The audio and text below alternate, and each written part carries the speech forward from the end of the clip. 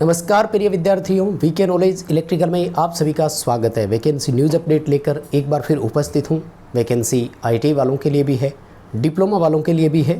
पूरी डिटेल से बात करेंगे, कितने पद है, क्या क्वालिफ़िकेशन रखी गई है, सिलेबस कैसा होगा, एग्ज़ाम का पैटर्न कैसा होगा, सिलेक्शन की प्रोसेस क्या है, फ़ीस कितनी है, एज कितनी है, एज का क्राइटेरिया क्या रखा गया है, एग्ज़ाम कहाँ होगा। उम्मीद है कि भर्ती से जुड़े हुए हर सवाल का जवाब इस वीडियो में आपको मिलेगा। सो कंप्लीट पूरा वीडियो आप लास्ट तक ज़रूर देखिएगा। एक एक पॉइंट पर चर्चा करेंगे। बड़े 7 से 8 सवाल होते हैं, उन सभी का जवाब इस वीडियो में आपको मिल जाएगा। कंप्लीट वीडियो देखना है। चैनल से पहली बार जुड़े हैं तो सब्सक्राइब कर लीजिए। हम इसी तरह का अपडेट, कंटेंट और न्यूज़ नोटिफिकेशन इस चैनल पर आपको प्रोवाइड करवाते हैं। आइए वैकेंसी पर एक नज़र डालते हैं। माय डियर, आपने बैकग्राउंड में देखा होगा, वैकेंसी है इंडियन ऑयल की। इंडियन ऑयल कॉरपोरेशन, IOCL बोलते हैं शॉर्ट में, गवर्नमेंट ऑफ इंडिया का एंटरप्राइजेज है, यानी भारत सरकार का एक उपक्रम है। नियम इनके खुद के होते हैं, वो कोई दिक्कत नहीं।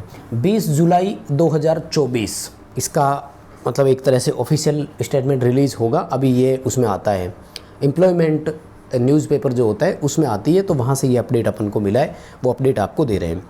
ये आपका जो है वो रिफाइनरी डिवीज़न में भी है और पाइपलाइन डिवीज़न में भी है। ITI टेक्नीशियन वाले जितने भी होते हैं इनको पाइपलाइन डिवीज़न में ही पोस्टिंग मिलती है एक तरह से। और पे स्केल की अगर मैं बात करूं अभी से यहाँ पर, तो देखो ITI वालों के लिए जो पे स्केल है ना, वो है 23,000 रुपये से लेकर 78,000 रुपये तक का पे स्केल। तो मुझे नहीं लगता कि इस पे स्केल में कोई प्रॉब्लम है।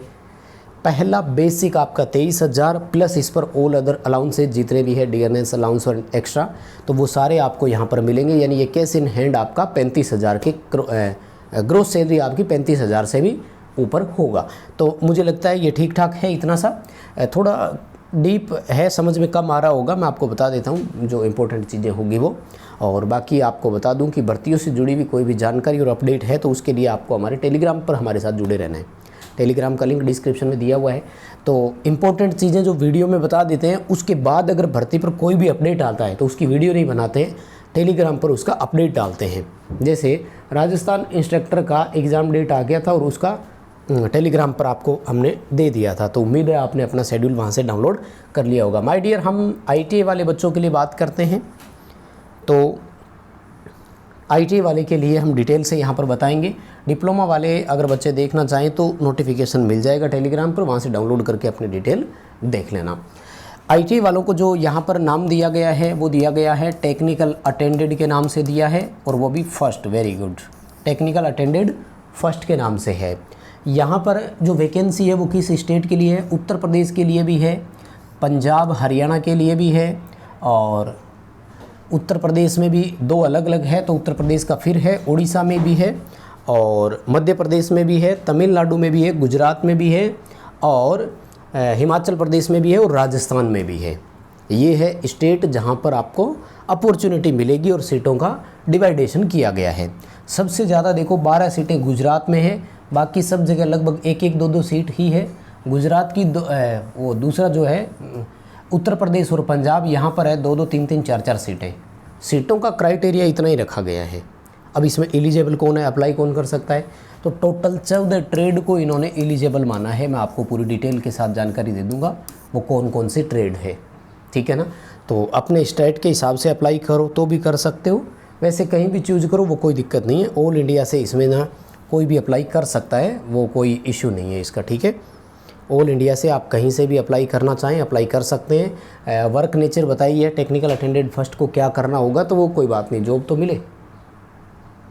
काम क्या करना है वो तो हम बाद में भी देख लेंगे, ठीक है। कोई किसी तरह के एक्सपीरियंस की ज़रूरत नहीं है। क्वालिफ़िकेशन पर आ जाते हैं। मैं आपको क्वालिफ़िकेशन बता देना चाहूँगा जो ज़्यादा ज़रूरी हमारे लिए होता है, ठीक है। और जो बच्चे एक्सपीरियंस से डरते हैं उनको बता दूँ, ये देखो यहाँ पर ना इन्होंने क्लियरली लिखा हुआ है, वर्क एक्सपीरियंस नॉट मैंडेटरी। कोई आवश्यकता नहीं है, किया हुआ काम है तो भी ठीक, नहीं किया हुआ तो भी ठीक, यानी फ्रेशर को भी हम वैसे ही ले लेंगे, ठीक है। 10+ ITI होनी चाहिए आपकी। ITI की ये ट्रेड है, देखो इलेक्ट्रीशियन।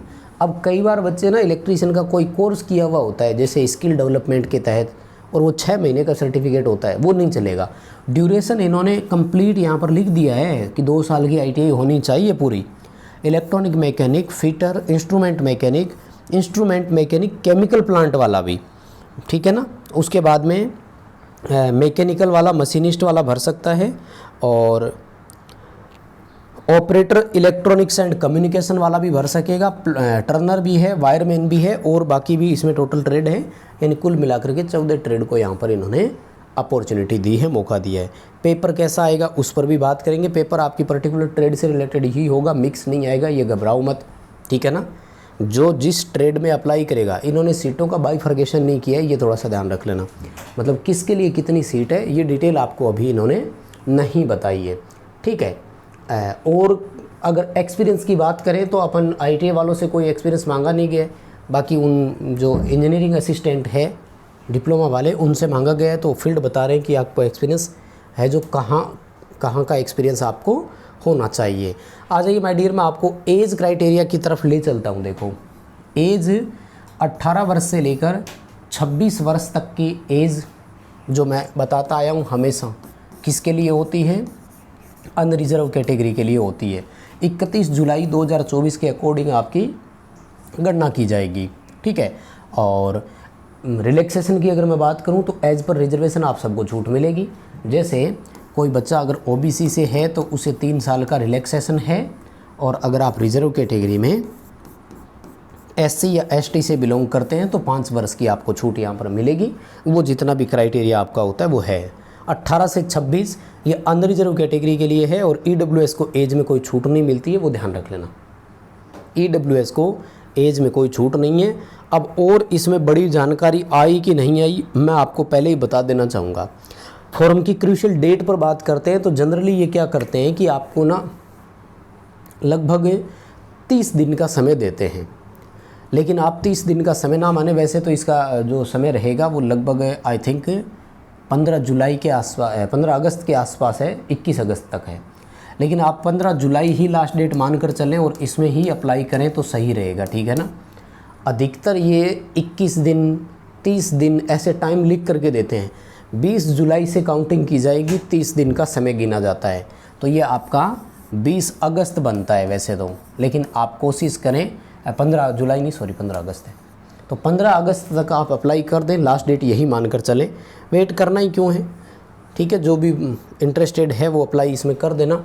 सिलेक्शन क्राइटेरिया उस पर मैं आपको ले चलता हूँ जहाँ डिटेल बात करेंगे। चलिए माय डियर, सिलेक्शन प्रोसेस पर एक नज़र डालते हैं, और ये रहा सिलेक्शन मेथडोलॉजी, ठीक है। यहाँ से तो क्लियरली समझ में नहीं आ रहा होगा, मैं आपको मोटा मोटी वैसे ही बता देता हूँ। CBT एग्ज़ाम होगा, ये रहा कंप्यूटर बेस्ड टेस्ट। उसके बाद में स्किल या प्रोफिशिएंसी टेस्ट होगा। फिजिकल टेस्ट की भी ज़रूरत पड़ सकती है, डिपेंड करेगा पोस्ट किस तरह की है। तो टेक्निकल अटेंडेड है, कन्फर्म है कि स्किल टेस्ट भी होगा। पहले CBT एग्ज़ाम पर नज़र डाल देते हैं। CBT एग्ज़ाम में 100 क्वेश्चन रहेंगे आपके, 120 मिनट का समय आपको मिलेगा। देखो ये ठीक बात है, कंपटीशन एग्ज़ाम में या किसी भर्ती परीक्षा में अगर आपको एक क्वेश्चन को सोल्व करने के लिए 1 मिनट से ज़्यादा का समय मिल जाता है तो मेरे हिसाब से ये प्रॉपर या सही तरीका होता है। बच्चा यहाँ प्रॉपर टाइम दे करके उसको हल कर सकता है। बात आती है कि ये जो 100 क्वेश्चंस आएंगे, इनमें रेशो किस किस तरह का रहेगा, तो इसमें भी डोमिनेटिंग पार्ट आपका टेक्निकल ही रहेगा, यानी आपके ट्रेड या सब्जेक्ट से रिलेटेड होंगे। इसमें 75 क्वेश्चंस, 75 क्वेश्चन ट्रेड के होंगे। अब बताओ, जिसका ट्रेड स्ट्रॉन्ग होगा वो आगे निकल जाएगा। क्यों? क्योंकि इन तीनों पार्ट में कोई मिनिमम क्वालिफाइंग मार्क्स नहीं है। ऐसा नहीं है कि आपको जनरल अवेयरनेस में भी कम से कम कुछ नंबर लाने ही पड़ेंगे। मेरिट ओवरऑल 100 क्वेश्चन की ही बनेगी, ठीक है। उसके बाद में देखो, जो 15 क्वेश्चन है वो मेंटल एबिलिटी के होंगे। मेंटल एबिलिटी को हिंदी में तर्क क्षमता या बौद्धिक क्षमता ऐसा कुछ बोल देना, रीजनिंग बोल सकते हो अपनी भाषा में, ठीक है। और उसके बाद में देखो 10 क्वेश्चन जो रहेंगे वो होंगे आपके जनरल अवेयरनेस के। किसके होंगे? जनरल अवेयरनेस के। 75 क्वेश्चन होंगे टेक्निकल के, यानी जो पर्टिकुलर आपका ITI का ट्रेड होगा उस ट्रेड से रिलेटेड, ठीक है।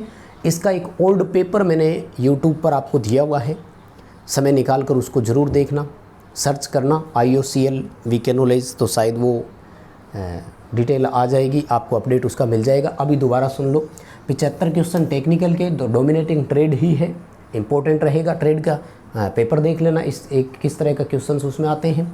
15 क्वेश्चन मेंटल एबिलिटी के होंगे और 10 क्वेश्चन जो है वो जनरल अवेयरनेस के यहाँ पर रहेंगे, ठीक है। मल्टीपल चॉइस क्वेश्चन होंगे सारे। इंपॉर्टेंट चीज़, there will be no negative marking for the wrong answer. क्या क्या क्या क्या समझ में आया? कोई नेगेटिव मार्किंग नहीं है, ये इम्पोर्टेंट चीज़ है। और माय डियर, अगर आप हमें लंबे समय से फॉलो करते आ रहे हैं तो हमने आपको बताया है कि अगर किसी पेपर में नेगेटिव मार्किंग नहीं है तो पूरा पेपर अटेंड करना है। यहाँ तो आपके पास ग्रेट अपॉर्चुनिटी है। कैसे? 120 मिनट मिली, यानी समय भी पूरा मिलेगा और नेगेटिव मार्किंग भी नहीं है, इसलिए पूरा पेपर जो है वो आपको अटेम्प्ट करने का समय मिल जाएगा। बस इसके लिए थोड़ी सी आप प्रैक्टिस कर लेना क्वेश्चन से, ठीक है ना। तो इम्पोर्टेंट चीज़ इतनी थी। अब बात करते हैं फ़ीस की। तो फीस जनरल वाले बच्चों से 300 रुपये ली जाएगी, जबकि SC ST या रिजर्व कैटेगरी से बच्चे जितने भी हैं उन सबको फ़ीस से मुक्त रखा गया है। अब बात आती है कि कितनी किसकी है, तो वो अप्लाई करते टाइम देख लेना, नीचे ऑप्शन आ जाएगा, है ना। रजिस्ट्रेशन करके जब अप्लाई करने के लिए जाओगे तो वो नीचे फ़ीस आपको दिखा देगा, तो वहाँ से देख लेना। बाकी 300 रुपये है, मैंने कन्फर्म किया था, तो 300 रुपये फ़ीस ठीक ठाक है, कोई ज़्यादा नहीं है। जनरल वालों से इतनी तो लगेगी भाई, है ना। आपने जनरल में जन्म लिया है तो इतना तो होगा ही। अब देखो, ये है एग्ज़ाम सिटीज़। बड़े सवाल आते हैं ना कि पेपर कहाँ होगा, तो देखो राजस्थान वालों का जयपुर होगा, यूपी में देखो आगरा, लखनऊ, प्रयागराज, ये ऑप्शन है, और उत्तराखंड में देहरादून है ही, और मोहाली, ये आपका पंजाब वालों के लिए हो गया। बिहार वालों के लिए पटना रहा, MP वालों के लिए रायपुर, रायपुर छत्तीसगढ़ है, MP वालों के लिए ये भोपाल है। कोई बात नहीं, सबका है, खैर एग्ज़ाम सेंटर भी है।